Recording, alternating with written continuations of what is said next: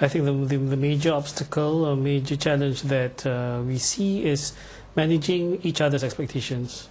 And right, it's always so both different. sides. Yeah, both sides, We have on one side maybe the private sector expecting things maybe in terms of speed.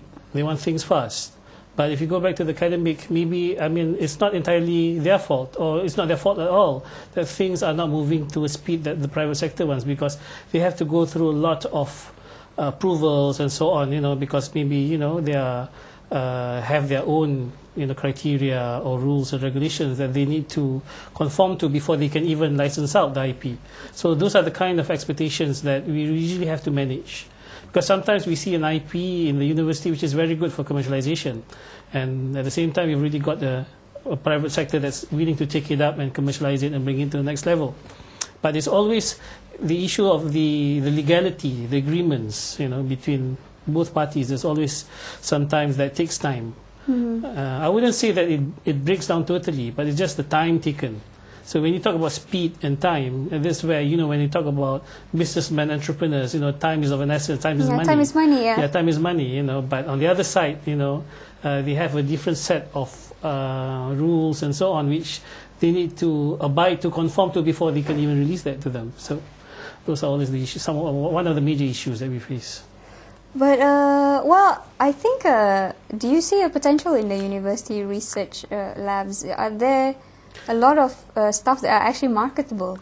Well, I think one of our investments that we've made is actually in a bio-nanomaterial. Bio-nanomaterial, okay. Which is extracted from rice husk.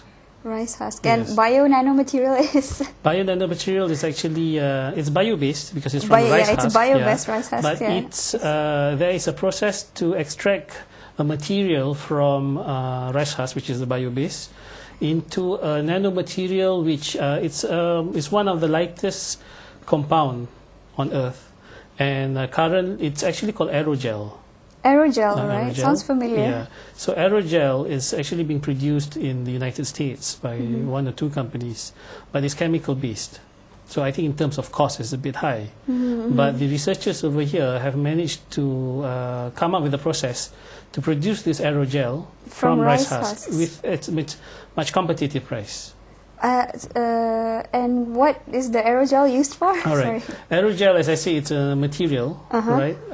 It's one of the major uses of this aerogel now is actually for insulation, and it's used a lot, especially in the oil and gas industry.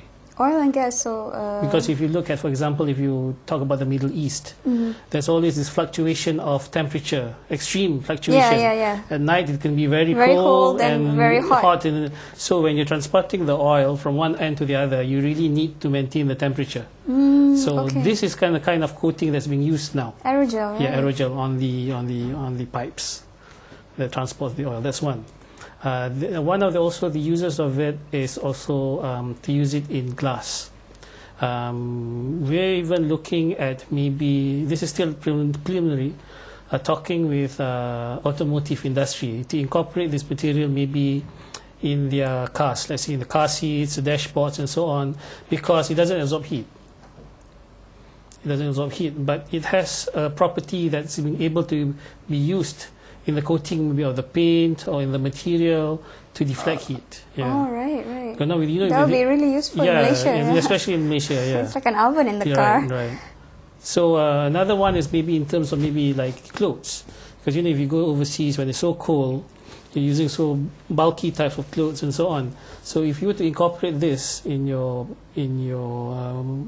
material, you can maybe just use this kind of coat and go into a climate which is sub-0 degrees, and still you're okay. You wouldn't feel cold.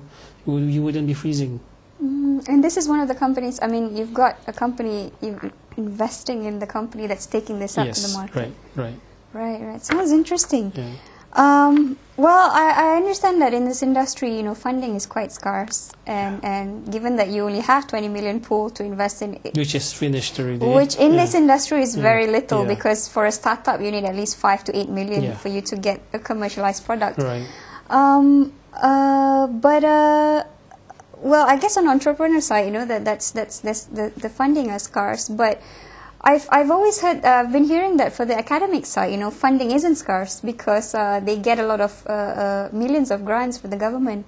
So I mean, and I think you've raised this before. I've talked to you about this before. Because I know that a lot of the grants that have been given now, I mean, it's only a very probably 5-10% that is actually commercialized. Right.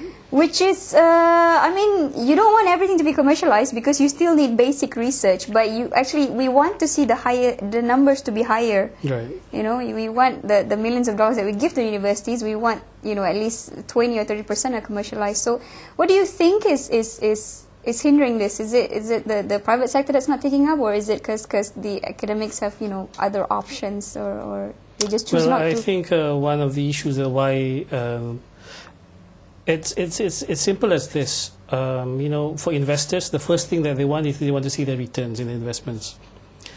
An IP might be good, but if there's no uptake, there's no buyers. So I think the issue of the numbers slow slow uptake, it's only 5 to 10%. No, not even 10. I think it's not even 5. I think it's less than 5. Yeah, of the university research is actually commercialized. Right.